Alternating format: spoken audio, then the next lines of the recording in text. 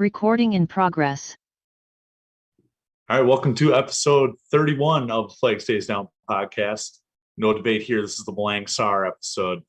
Cult hero, Antonio Rudiger Jr. Love him.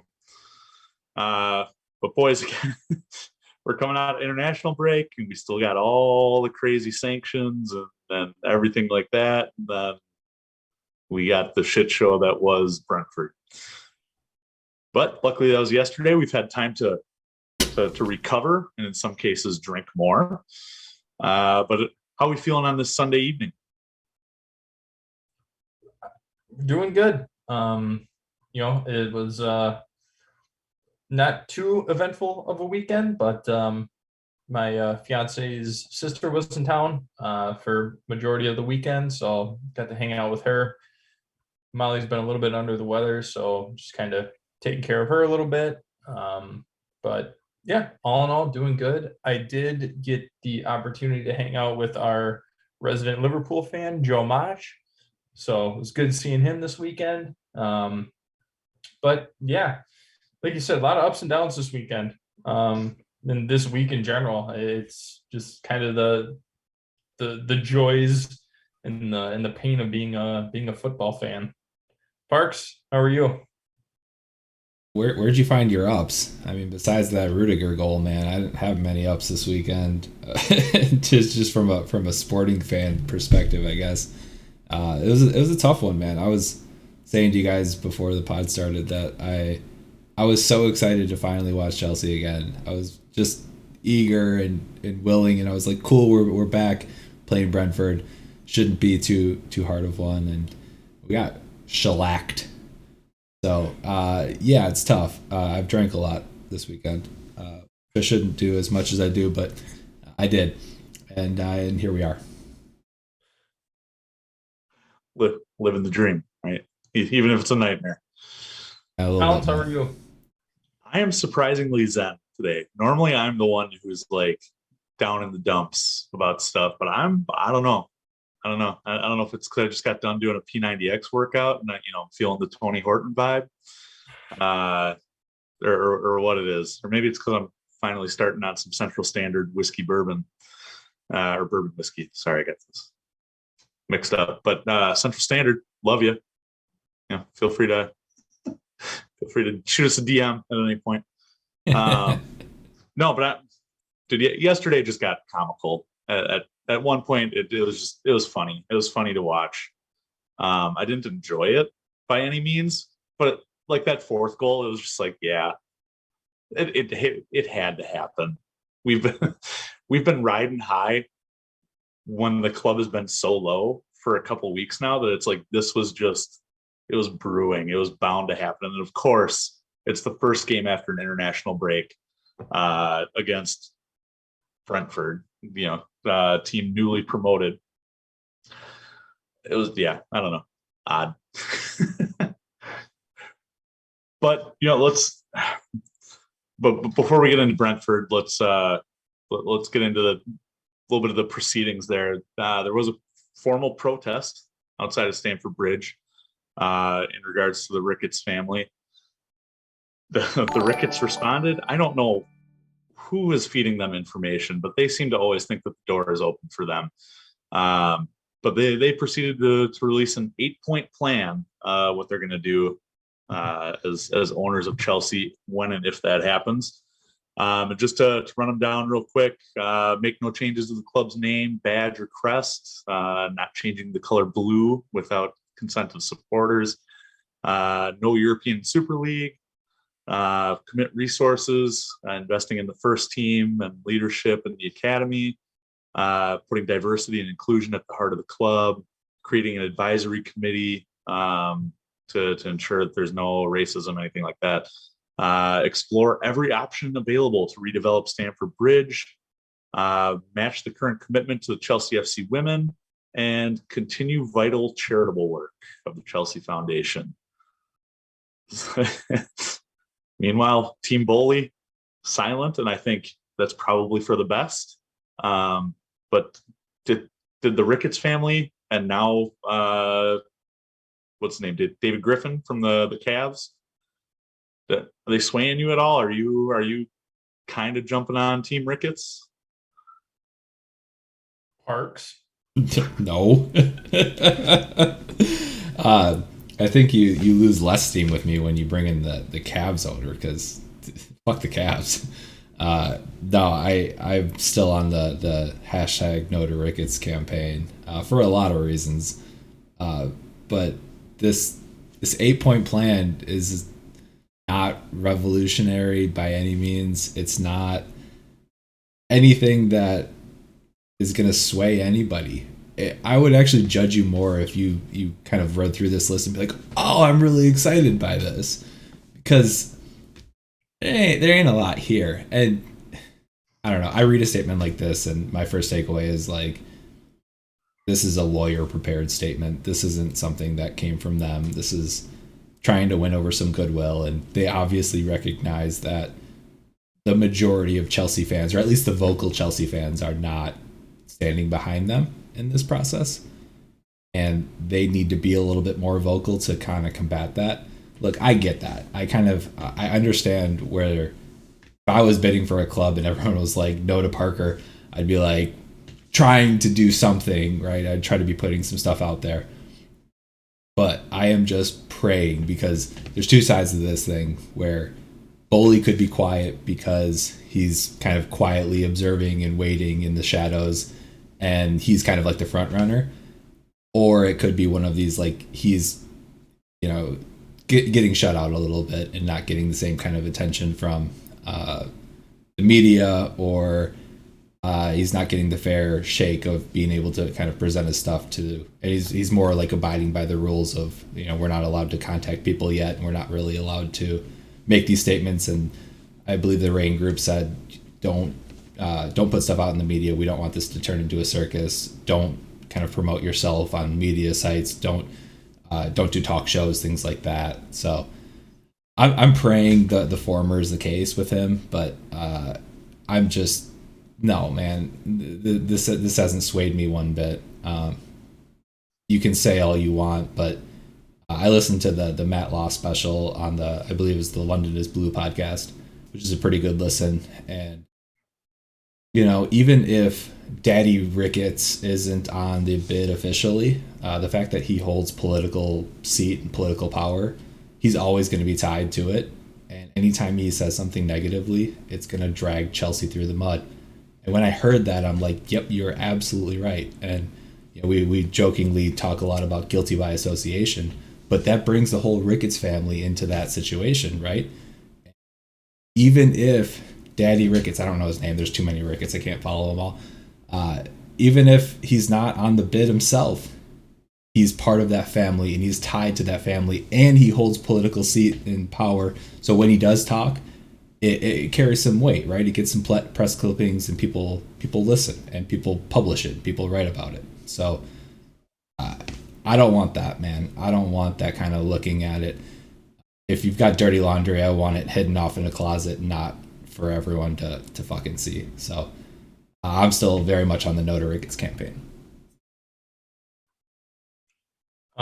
Yeah, I'm with you. No to Ricketts. Ricketts gives Ricketts, however you want to classify it. To me, and granted, I just looked at this right before we kind of hopped on. This seems like the most templated, like just a flat out template, like insert soccer club here. Nothing is revolutionary. Nothing is shocking. It's all just very PR, right? We're going to keep everything the same as it was. Could have answered that in one sentence.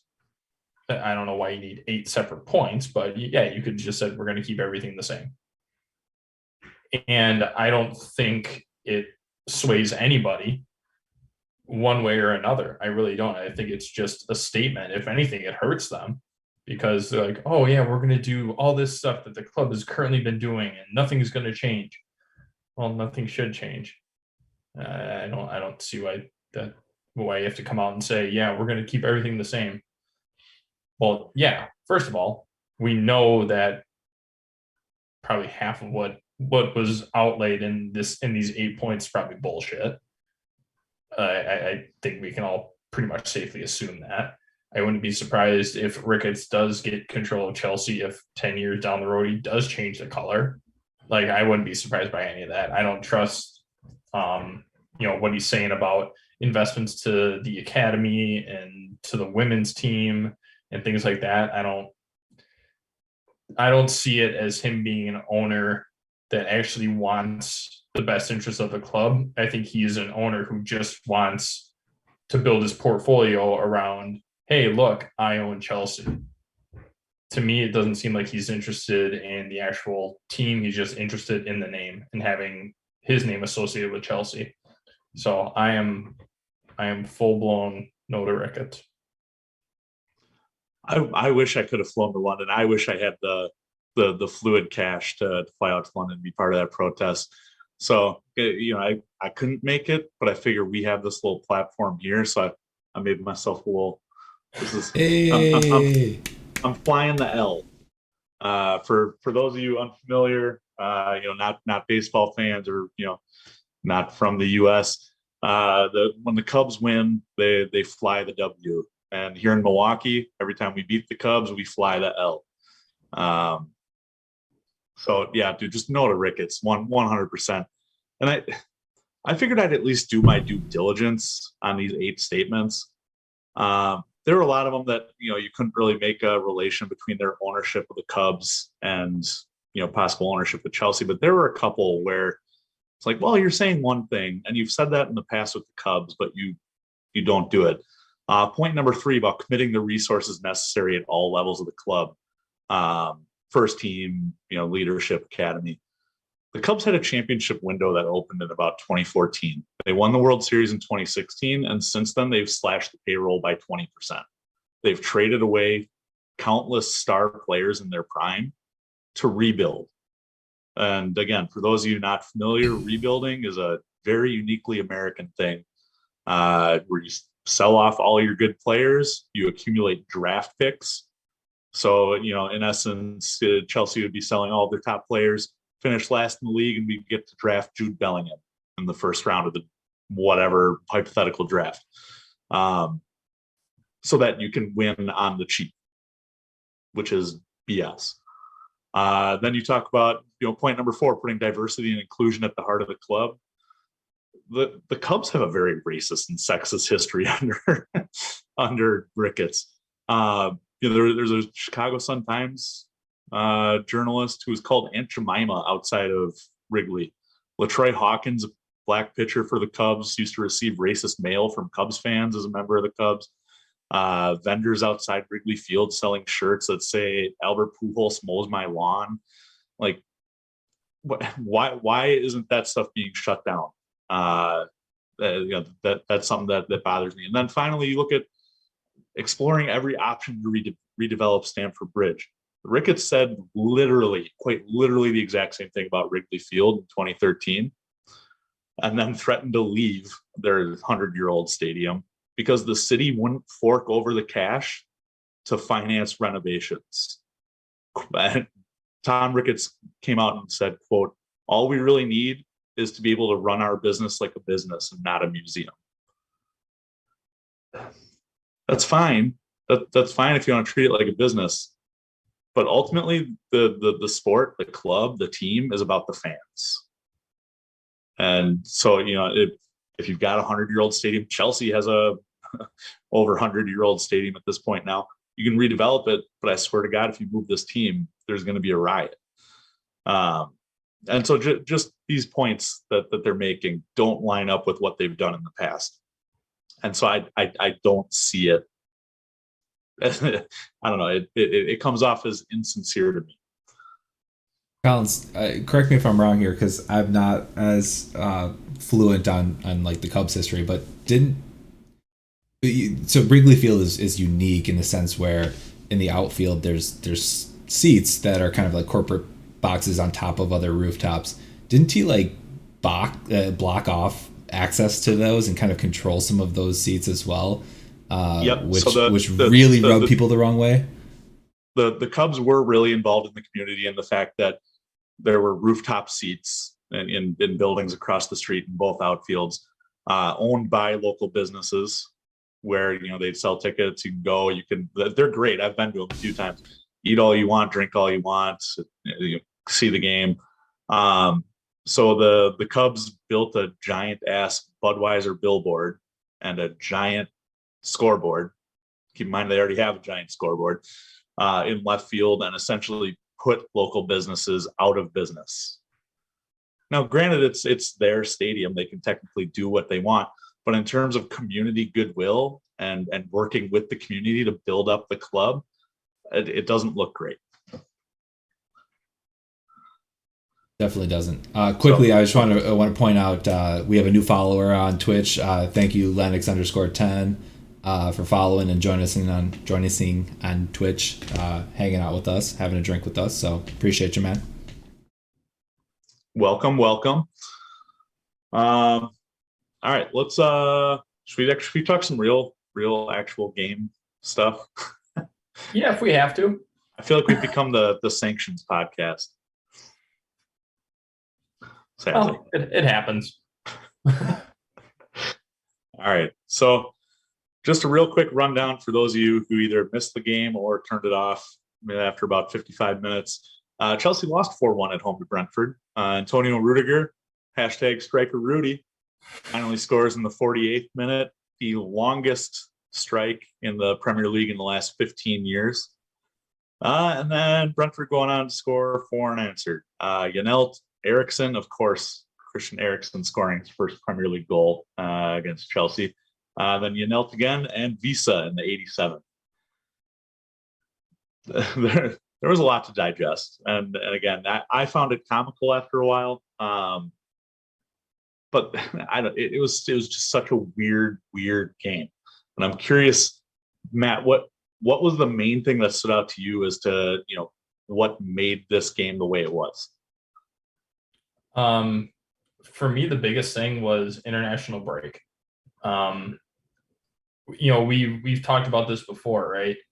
We are a club that has a lot of very talented players that do go off on international duty and play for their teams. So you're talking about people like Timo, Rudi, Thiago Silva, Christian. I know Reece was originally supposed to be with England, but then came back. I believe Mount was there. Mendy, like you have all these high talented individuals going off on international break. So you patch that up along with the fact that this is the last round this was the last round of World Cup qualifiers, right? So there's even more emphasis on this particular break than probably most others. It's not just like, international friendlies, right? These are for your place in the World Cup. So there's a lot more emphasis on that. And then include the travel, right? You got people playing all over the world.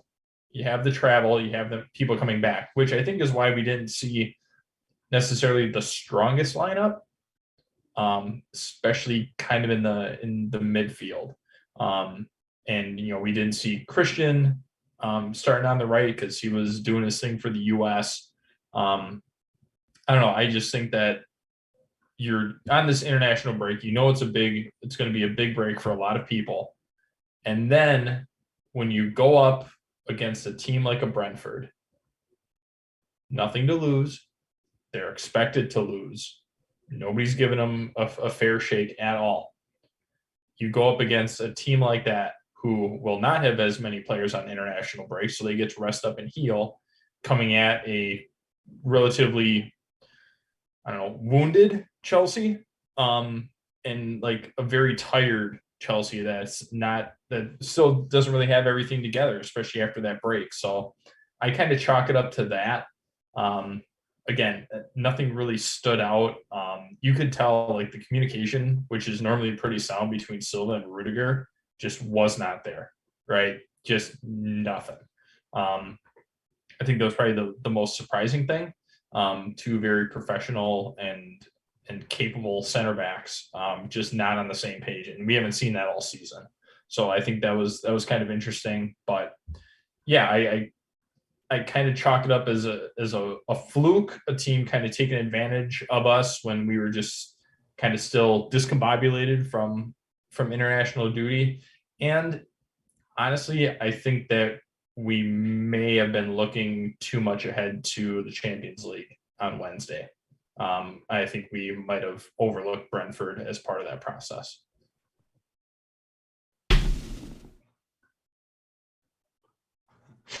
I agree. That was one of the notes I had down, is that we were coming out of the international break. 6 of the starters had featured for their national team over the international break. But the main thing for me was that midfield just didn't work. You know, you had Conte, Mount, and RLC. And if you look at the heat maps of where each individual player was, it looks as if Mount is playing right wing ahead of Ziyech. It looks like Conte is basically playing left wing with Timo Werner. I think the guys just didn't necessarily know where they were. I know Brentford was playing a high line, but just the familiarity. I don't know if we've seen that midfield three before.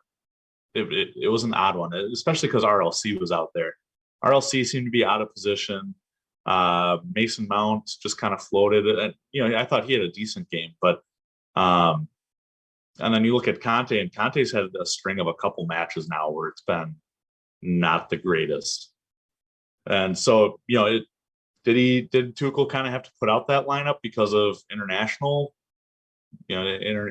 break and those fixtures? Possibly.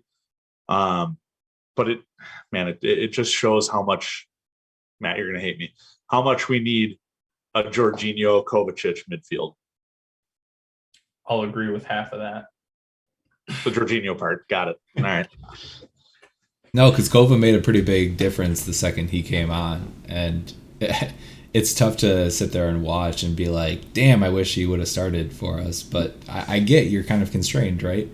My favorite bit of Twitter after the match was hearing Thiago Silva's wife yell at commentators for saying that Thiago should have attacked more because he's 37, he played on Wednesday, and then he had to get on a plane from Brazil all the way to London, so give him a freaking break, which was amazing bit of content if you haven't seen it. But she's right, like, kind of what do you expect? And I feel like you're kind of put between a rock and a hard place when do you play him, do you not? If he's not 100%, well, is a 70% Thiago Silva worth it to put out there? Like, probably, but you're also getting 70% of him. So, Collins, I'm with you, though. I watched the game with kind of a weird smile on my face because you could kind of see it coming. The first half, which ended 0-0, wasn't great. We didn't have great opportunities. We didn't look threatening, and I felt like we should have been down. And then to get beat 4-1 after that, I was kind of like, well, yeah, that's kind of what maybe not as extreme as I thought it would have been, but I thought we were going to lose. And the greedy part of me was like, well, it's 0-0. And then after the Rudi goal, I'm like, hell, we're going to pull this off. We're going to find a way to sneak this out. Even down 2-1, I thought we could have snuck out a result, at least a draw. But you kind of get what you get sometimes, and the Premier League isn't always generous. So for me, the game, you guys touched on the midfield. I'll touch on Timo because I thought Timo was bad, and I think he is just not it for us. When he got the ball, attacks died, and he didn't do anything for us to really propel us. I thought Kai was active. I thought Mace was active. Ziyech was doing what he could, but Loftus-Cheek had a poor game. Conte had a poor game. And then, sort of ironically, I thought Rudiger had probably one of his worst games from a defensive standpoint. I mean, outside of the goal, I thought he was as shaky as he's looked from a defensive perspective, which is totally out of character for him. So I don't know. I would rather give up 4 goals in one game and then not concede the next 4 games than concede 1 in all of them, sort of a thing. Because if if you're gonna lose, you're gonna lose. But it is tough to see your team drop 4 to Brentford. That's just not a good feeling. And yeah, it's one of the first times this seasons that I've kind of like had that oh shit moment. Like I thought we could have maybe pushed for something, and maybe we just don't have it this year. I'm hoping that we can still make a run at the Champions League, but the league itself is dead. I mean, let's just face it. I mean, Liverpool and City are just, they're handling their business in the league, and we're just not. Before we, because there's a lot of negatives in this match, before we get any more into the negatives, let's talk about Antonio Rudiger's goal. We have been from, just about day one of this pod, if not then a couple days in, using the hashtag striker Rudi. For a while, he was our most consistent offensive threat. Would just making Rudi runs and banging from outside the box. And we've been saying for months and months and months, he's going to get one. He's going to get one. It's going to be fantastic. And oh my God, was this one fantastic? And I think Mason Mount and Kai Havertz just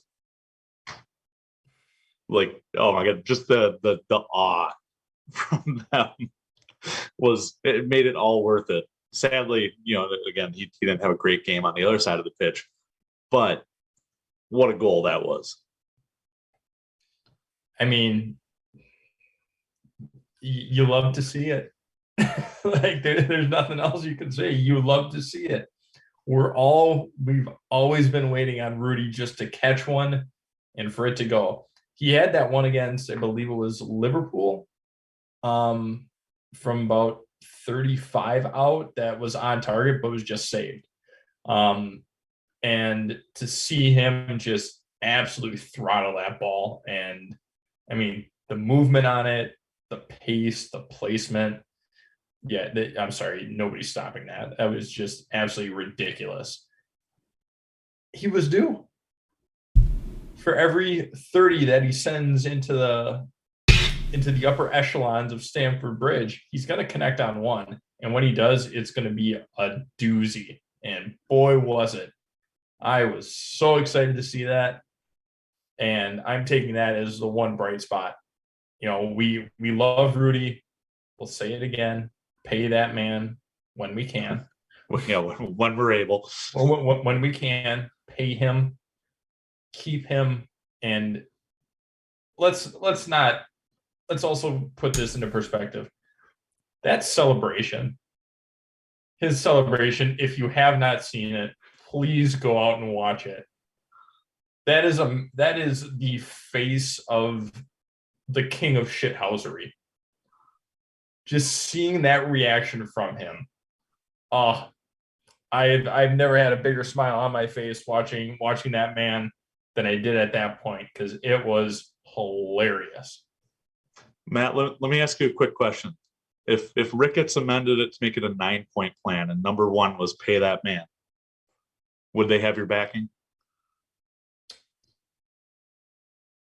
I'm still gonna say no, because the hope is Bowley does, right? Yeah, because I guarantee you that it's number one on Bowley's list. He hasn't released his 9-part plan yet, but when he does, that's going to be item number one. It's just a 1-part plan, one point plan. Yep, it's just going to say we're going to pay that man, and everybody's going to know. Collins, I kind of hate you though, because I was fully expecting Rudiger to lift his shirt up and say I signed the contract, because that's what you fucking called this whole time. And then I thought it was gonna happen. I was like, no, he does this, right? Like this this is what happens. And he didn't do it. I'm like, shit, this is just me and my guys drinking whiskey and bullshitting about what we hope happens. Thought this podcast had influence.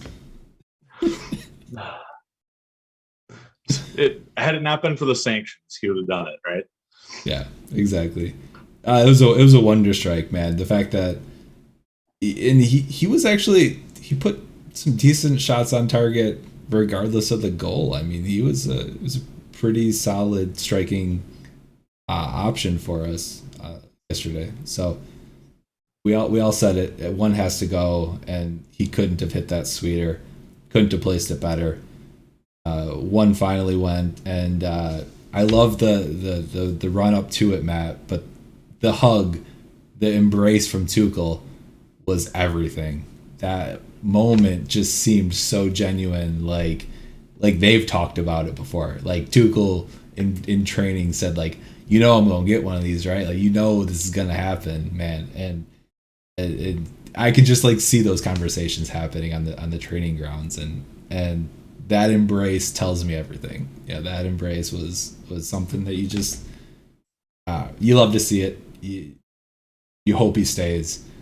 I think he's Chelsea, right? We talk about Tuchel being Chelsea, or one of the most Chelsea managers we've ever had.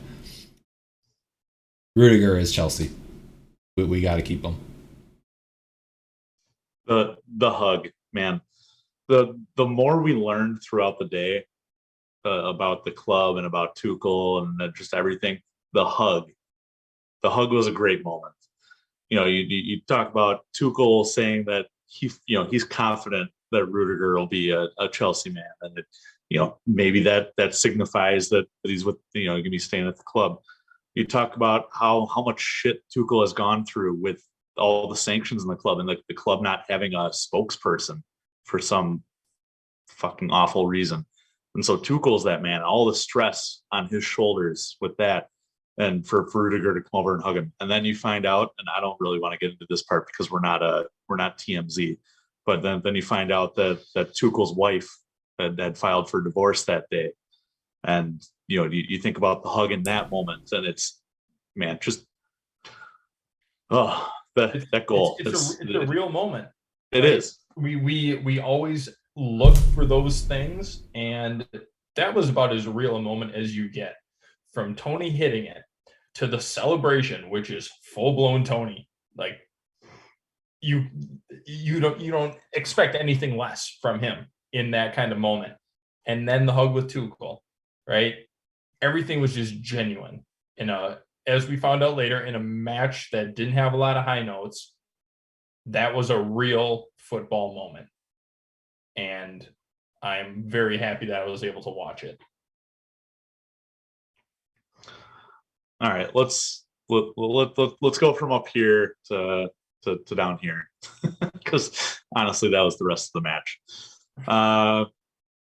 We talked a little bit about Thiago Silva and how poorly he played. I didn't see anything in any of those comments. I thought Silva played fine. I thought, like we've talked about, Rudiger maybe didn't have the best game defensively.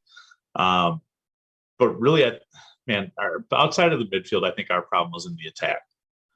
Kai Havertz, again, created. He did a great job creating. Mason Mount, again, had a pretty good game. Ziyech Parker, like you said, did what he could. But Timo Werner was a big old nothing. He was a black hole out there. And the more, and I don't usually listen back to the pods anymore, but the more I listen back to this week's pod about Timo Werner and the comments he made with Germany and the system not matching, the more I think, yeah, man, he's gone. He knows he's gone. He doesn't give a shit. And I think, honestly, this weekend was just the icing on the cake of that. He was so awful, and I can't pinpoint one specific thing about him that was awful. Except for everything. It was a collective performance. I mean, we've talked about his unwillingness to initiate contact or anything. I'll take a step. Let me take a step back quick.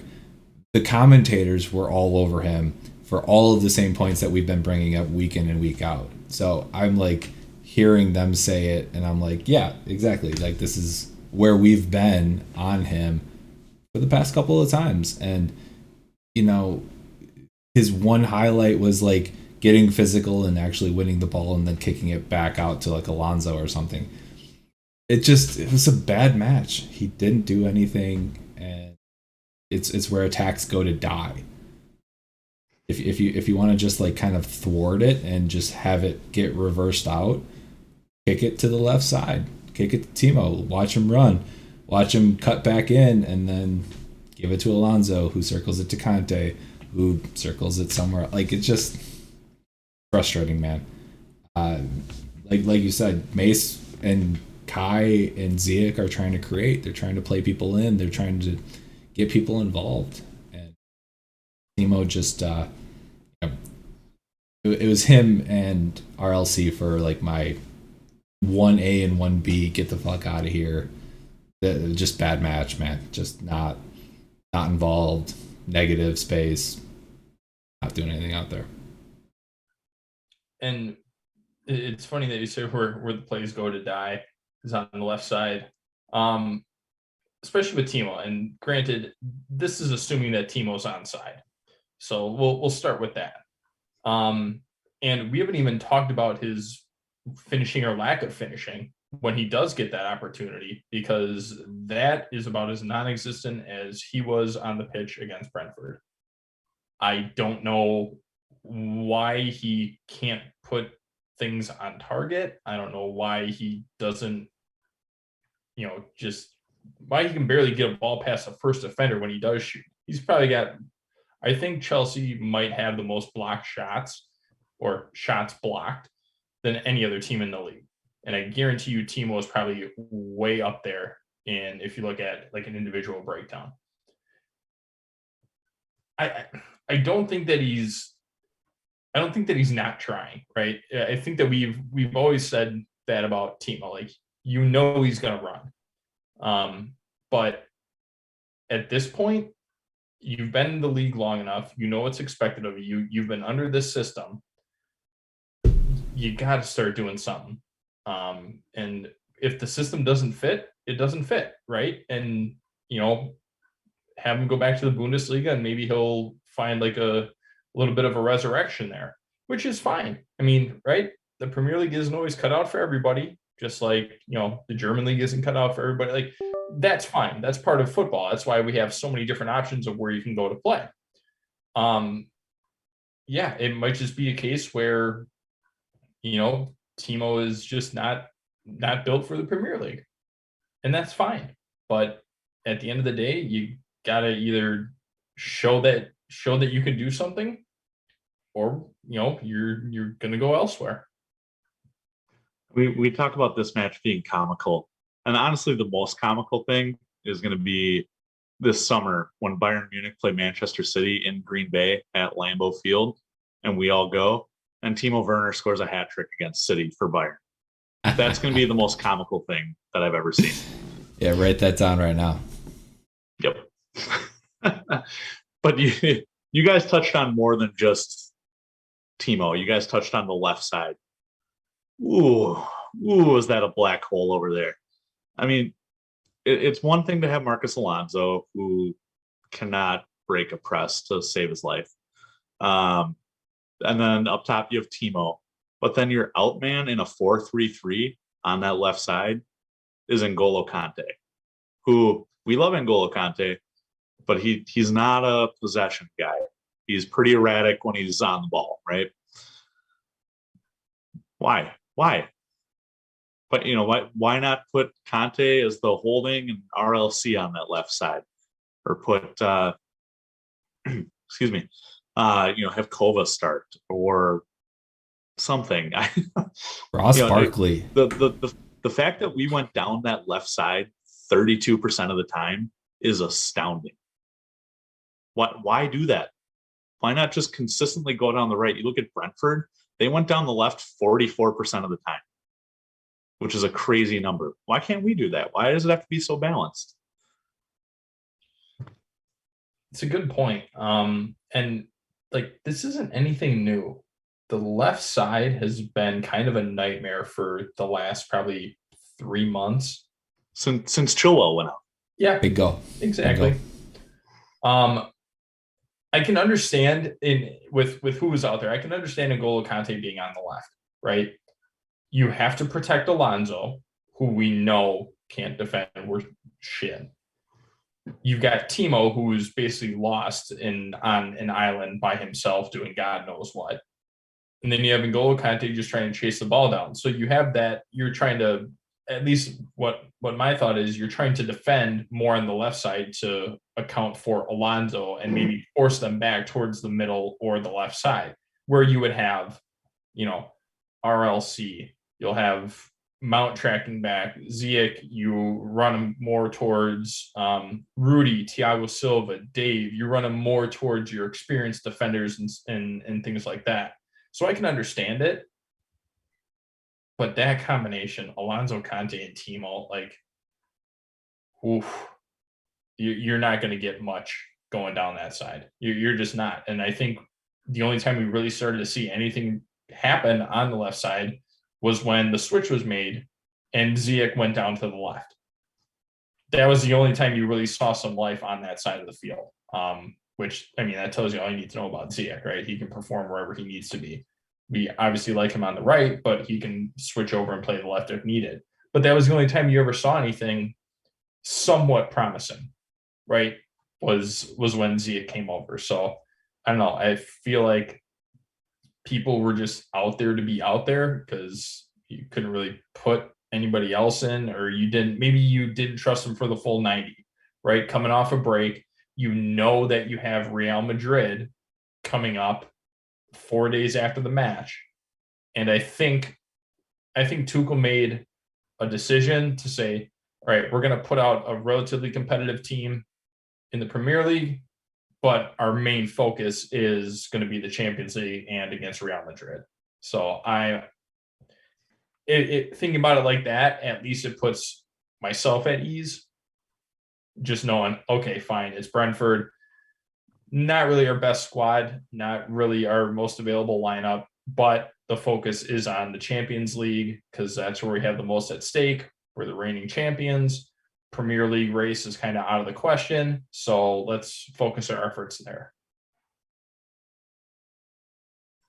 No, I don't disagree with you at all, Matt. I think it's if it works out and we end up moving forward in the Champions League, I think we're all happy campers as long as we keep our top four status. Obviously, if we drop out of that, it's a little bit different of an argument. But my final thoughts on Timo. The biggest debate I saw was is it Timo Murata or is it who's our other Timo striker? Torres. Timo Torres. Thank you. So just the comparisons, right? Just the striker that gets lost in our system, kind of a thing. The big name signing that just doesn't live up to the hype. It'll be Timo Lukaku at some point as well, too, right? Because he failed to impress as well, but he's been struggling. Let's turn ahead like Chelsea did. We'll look towards the Champions League here. Real Madrid, again, feel like we played them the last couple of years now in the Champions League. Definitely last year, I know that for sure. But they're coming in top of La Liga. Although I believe they just got smashed by Barcelona in El Clasico. Is that right? 4-0? Yes. So they've got a little chip on their shoulder.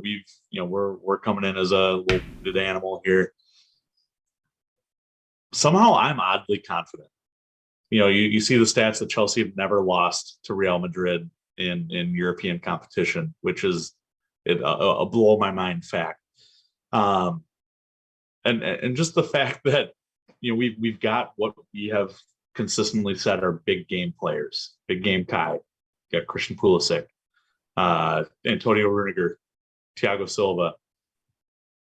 We need the midfield to step up, honestly, I think. But I don't really have a doubt about this tie. I think over two legs, I think we advance. But I'm curious to know if I'm just kind of floating out in La La Land here, or if you guys are feeling the same way. Parks? You mentioned all of our big game players, Collins. My one big takeaway is big game Tuchel.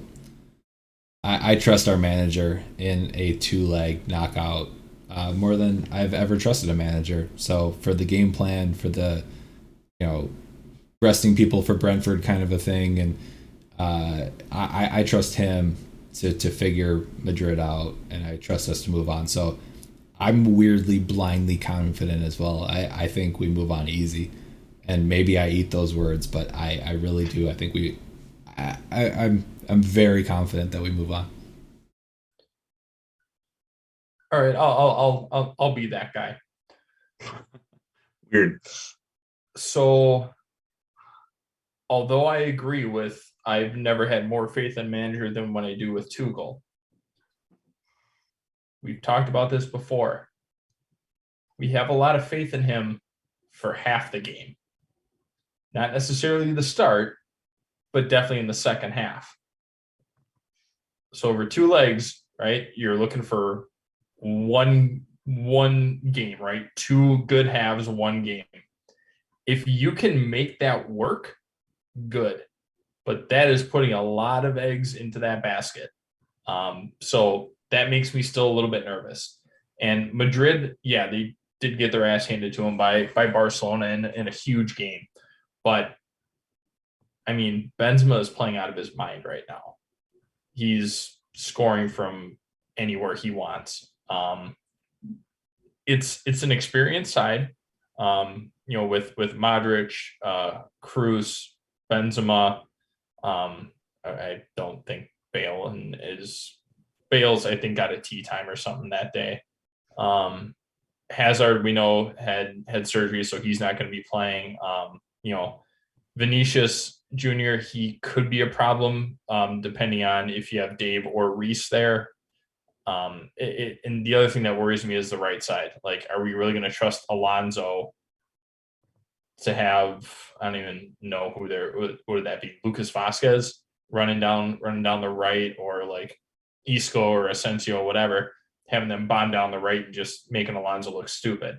So it's all the same stuff that I have been worried about and that we've all been worried about as we look at, most of our games. Like, all right, well, we know that they're going to attack Alonso. I think in a game like this, I'll say it. I think in a game like this, you need Jorginho and Kova both starting.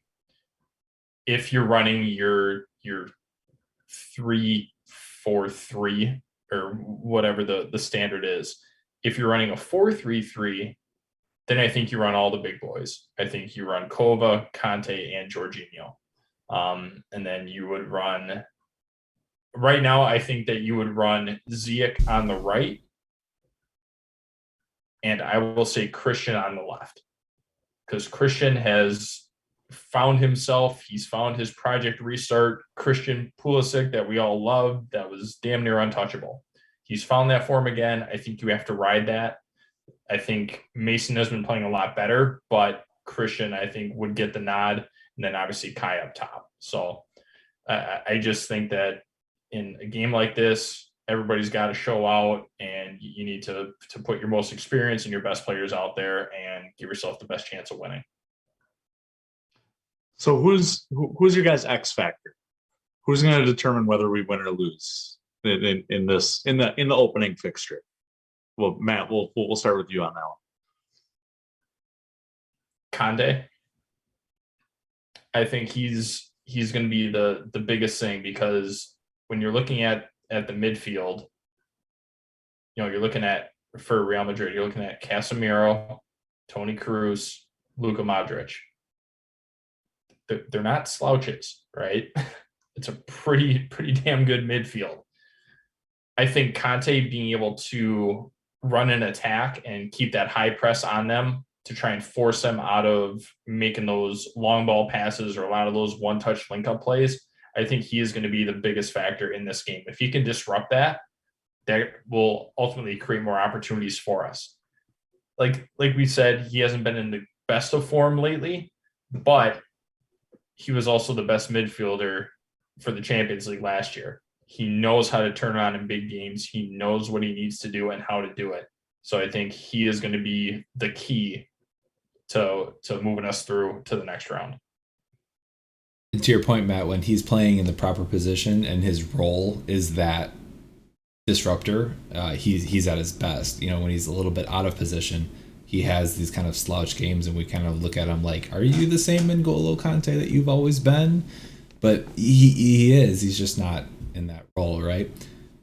My X factor, though, I think I'm gonna cheat just a little bit, Collins. It's the link up between Pulisic and Kai, because I think that's gonna be the key to the game. If Pulisic comes out with that really aggressive, I can take people on mentalities, he's gonna make something happen, and he's gonna find Kai, and Kai's gonna be able to finish.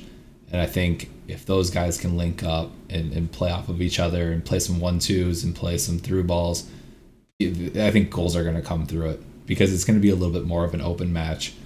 And I think that space is going to be there. So I think they'll have their opportunities, and Kai's in the form to say, yep, I'm finishing. And Christian's going to have a little bit of that creative space to say, I'm going at him. So those two together is the X factor for me.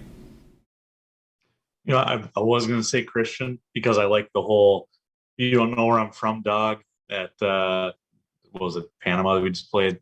And the Costa Rica game. Costa Rica, and making the doing deuce face at the ref. Like, I just loved all that. I love fired up Captain America. But I'm going to go Marcus Alonso. Marcus Alonso seemingly shits the bed against the worst teams in the league. But then I've noticed this. I didn't want to ruin it, but by mentioning it, but he has his best games against best teams. You look at the times we played Liverpool this year, and he has baited Mo Salah into attacking goal. And then, sometimes he gets juked out. But Mo Salah hasn't scored on us this year. He hasn't assisted on us this year. He bends, but does not. He has? Yeah. Mohammed. Oh. In the first, yeah. I'm thinking the Carabao Cup final. It was way better.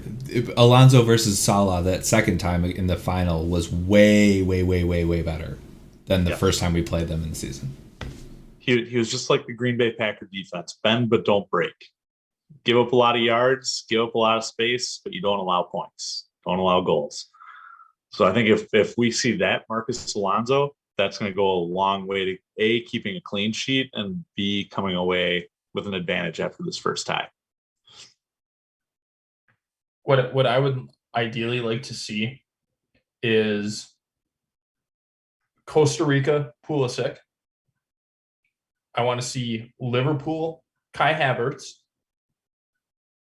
And I want to see the pissed off Hakim Ziyech that just takes on the world. If you give me all three of those at the same time, that is going to be fun. And I think that's what they all need. They just need something just to piss them off, something to rile them up. And I know we were all talking when Christian started going off, like with everything with Costa Rica. That was fun. Like, I love it. And then, like, it's almost like your team plays better pissed off. Get Dave pissed off, see what he does. Don't piss off Rudiger. You know what's going to happen. Kova doesn't get pissed. Jorginho only gets pissed at his own team. Conte, I don't think I've ever seen him upset. But if you give me that front three of pissed off individuals that have no regard for who they are going up against, that's going to be fun, and that's going to be very dangerous. That's what I'd like to see. I forgot all about Mr. Take It Over, Hakim Ziyech. Oh, that's a completely out of this world player that I love so much. I hope you're right. I really do. This team embodies a lot of like what Oshkosh did back in the day when we played, which was we play better when we're pissed off and don't see us on our bad days, because man, we're gonna come at you. And I love that. I love a little bit of edge. I love that, like, fearful, we kind of do what we want attitudes a little bit, and it's just that attitude of play and the style of play that I've seen come out of this team, and we're at our best when our guys are taking it to people, and when they have a little bit of a smirk, have a little bit of a swag, play with some cockiness, play a little bit not dirty but physical, and go at it, man. I love it. I want to see it. Dave just needs to go out there and say, somebody care.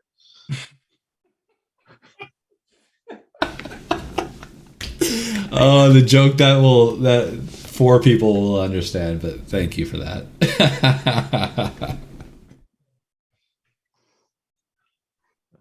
All right. On that note, I think that's enough of this shitty Brentford game. For those of you interested on Pod After Dark this week, we are going to be doing a breakdown of the World Cup draw. So that should be fun, along with our predictions. But in the meantime, those of you who have checked in on Twitch, Lennox specifically in this one, thank you for watching. We encourage everyone to subscribe on Twitch? I don't know if people can subscribe to us on Twitch. I don't know if we have that. Follow us for sure. Yeah, follow. That's what it is. Thank you. But subscribe is to pay, and I don't know if we can even have that yet. I don't know how Twitch works, man. We're not about the money. We're not the Ricketts family. So with that, please give us a follow on Twitch. We stream every Sunday evening, well, most Sunday evenings at 8:30 p.m. U.S. Central Time. Otherwise, you listen to us anywhere, Google Podcasts, Apple, Stitcher, etc. So feel free to subscribe and please rate and review if you do listen to us there. That helps us spread the word of who we are, and then spread our bullshit. And finally, you can follow us on social media. You can follow the podcast on Twitter, Instagram, and Facebook at FlagDownPod. You can find me on Twitter at Comiskey North. My name is Andy. You can follow Matt at Matus Lee, and you can follow Parker at DJ Parkour. Boys, I was feeling kind of weirdly optimistic going into the pod, and I feel even weirdlier, more optimistic coming out of this one. I feel a big win coming this week, and I feel like it's because we talked about it. I like it. It's our therapy. And if not, we can just hope and dream, right, Collins? We'll talk about the losses. We'll talk about the wins. Either way, we're all getting together on Sunday night and having a couple. So it's all good, man. And I can always edit out the we're going to win part at a later date. That's always good to have in your back pocket. All right, boys. Cheers.